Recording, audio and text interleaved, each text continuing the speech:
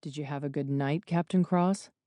Aidan shrugged and kept moving toward the Temple of the Elders, his black robes swirling around his ankles with every long stride.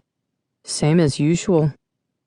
Waving his farewell to the guardian who had called out to him, Aidan passed beneath the massive Torii gate into the open-air center courtyard.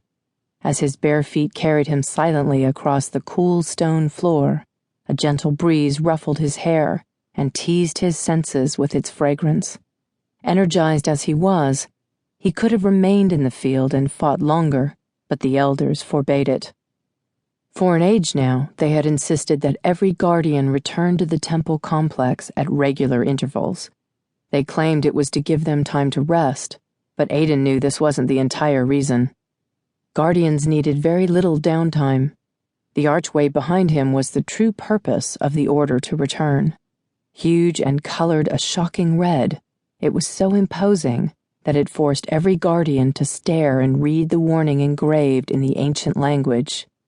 Beware of the key that turns the lock.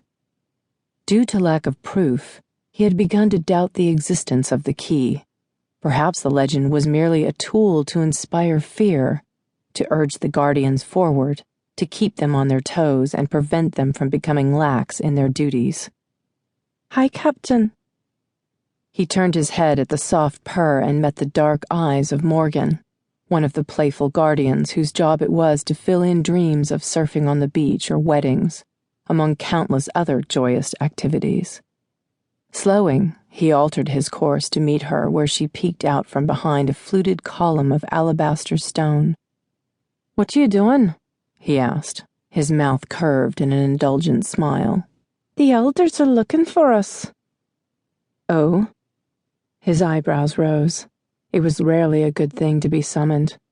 "So you're hiding? Clever girl." "Let's frolic by the stream," she suggested in a husky whisper, "and I'll tell you what I heard." No fool he. Aidan nodded without hesitation. When a lovely player was in the mood to be playful, one didn't question the offer. He led her stealthily away, descending from the raised marble platform to the grass beyond.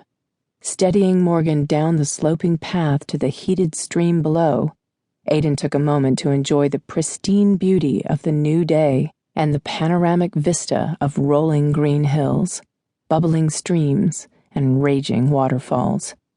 Over the rise, his home waited, an image of sliding shoji doors and tatami mats over hardwood floors came into his mind. It was sparsely furnished, the colors muted, everything chosen with peace and tranquility in mind. Small and intimate, it was his refuge, albeit a lonely one.